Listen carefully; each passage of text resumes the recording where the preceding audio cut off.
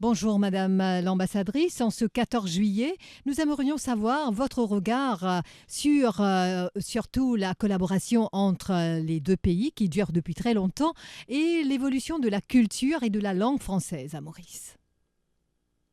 Bonjour, je salue également toutes les auditrices et tous les auditeurs de Top FM. Sur votre question, qui je crois comporte deux volets, on parle à la fois de culture française, mais aussi de langue française. Alors, la place de la langue française à Maurice, qu'est-ce qu'on peut en dire? Je crois qu'on peut... Alors, Maurice est tout d'abord une terre de multilinguisme, ce qui est une véritable richesse pour le pays, où la langue française a toute sa place. Maurice fait d'ailleurs partie de l'Organisation internationale de la francophonie. Comme l'avait dans un de ses discours indiqué le président Macron, finalement, ce qu'on appelle francophonie, c'est un concept qui a une variété étourdissante. Le président avait dit dans son discours que la francophonie, c'était comme un continent humain qui admet comme constitution une grammaire partagée, comme article de loi une syntaxe, comme code civil un vocabulaire. Et je trouve que c'est ça qui montre toute la pluralité et toute la vitalité de la francophonie. Alors ici à Maurice, quelles sont les actions que porte l'ambassade s'agissant de la langue française? Nous lançons des initiatives, nous portons des actions qui se placent dans des dynamiques qui se veulent résolument modernes, innovantes. Par exemple, nous avons contribué au cours des derniers mois à la formation continue des professeurs de français ici, en lien bien sûr avec le ministère mauricien de l'Éducation, mais cela touche également d'autres domaines. On peut citer le sport, les jeux vidéo, la formation professionnelle, l'égalité homme-femme. En fait, notre objectif, c'est vraiment de soutenir l'innovation et la créativité comme des leviers de coopération en matière de francophonie. Alors, s'agissant maintenant de la culture, je crois qu'on peut dire qu'il y a une culture française, mais qu'elle a toujours aspiré à l'universel, ce qui fait sa singularité. Et ce qui fait la France d'aujourd'hui, en dépit d'une actualité parfois sombre, c'est une certaine vision du monde qui est fondée sur l'altérité, sur l'ouverture, sur la solidarité. Et à Maurice, ici, c'est toutes ces valeurs que nous tentons de porter, de promouvoir grâce aux missions qui sont dévolues à l'Institut français, ici à Maurice. Et l'IFM, c'est véritablement un lieu qui, au cours des 2 dernières années, s'est profondément rénové, qui s'est transformé pour encore mieux favoriser les rencontres entre les cultures et les artistes.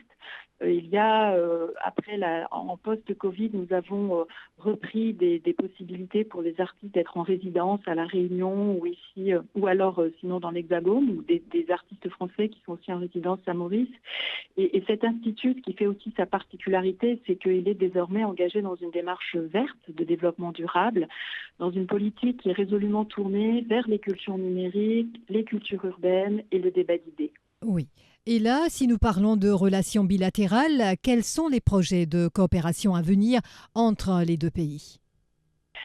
Oui, c'est toujours stimulant quand on parle de coopération bilatérale, de se projeter dans l'avenir. Qu'est-ce qui nous anime dans tous les projets et la manière dont cette relation entre la France et Maurice va continuer de vivre et de s'enrichir.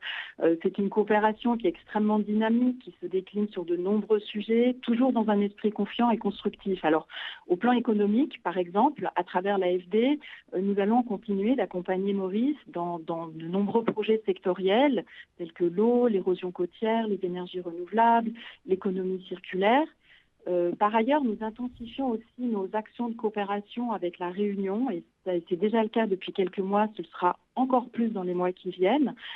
Coopération en matière d'enseignement, de formation professionnelle, dans le domaine du sport, du numérique, que je citais à l'instant, mais aussi de sujets liés à la sécurité maritime ou à la lutte contre les trafics.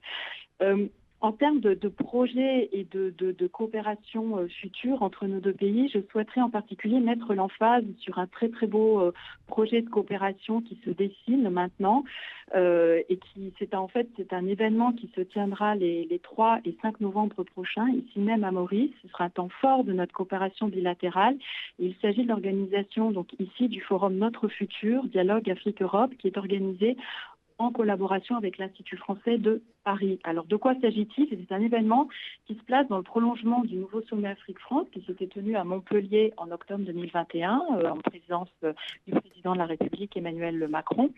Et ce forum, donc, qu'on organisera en novembre prochain à Maurice, sera co-organisé avec l'Institut français de Maurice. Il sera inclusif, participatif. On est véritablement dans une démarche de co-construction à travers une pluralité d'intervenants qui travaillent déjà à l'élaboration de cet événement, des représentants de la jeunesse, de l'entrepreneuriat, du secteur de la recherche et aussi bien sûr de la culture.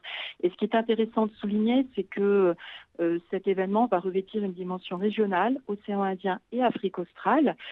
Et ce qui est encore aussi très intéressant à souligner, c'est que nous sommes particulièrement fiers que cet événement se tienne ici à Maurice. Il se situera dans la lignée des 3 précédents événements du même type qui ont eu lieu au cours des derniers mois en Afrique du Sud, au Cameroun et en Tunisie. Et le thème que nous avons choisi pour Maurice, pour ce forum, sera l'horizon par-delà les frontières.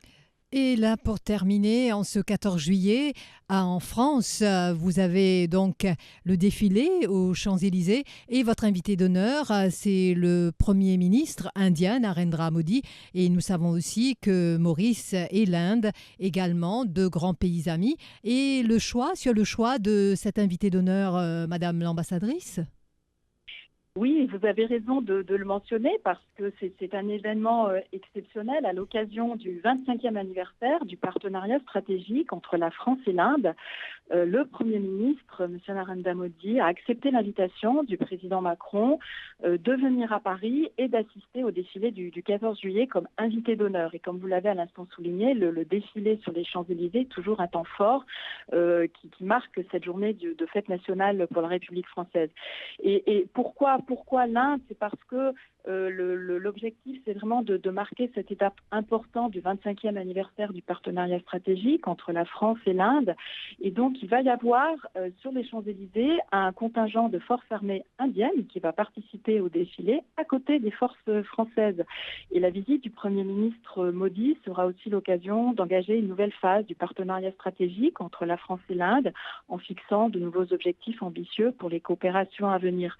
Ce que j'aimerais ajouter aussi, c'est que la France et l'Inde partagent, comme Maurice d'ailleurs, une même vision sur la paix et la sécurité, en particulier en Europe et dans la région Indo-Pacifique, défendent des objectifs, les principes aussi de la Charte des Nations Unies sur lesquels se fondent aussi cette coopération bilatérale dans la région Indo-Pacifique. Et pour terminer, je voudrais simplement aussi ajouter que cette visite historique permettra enfin de prendre des initiatives communes pour répondre aux grands défis de notre temps, évidemment en matière de changement climatique, de perte de la biodiversité, aussi la réalisation des objectifs de développement durable.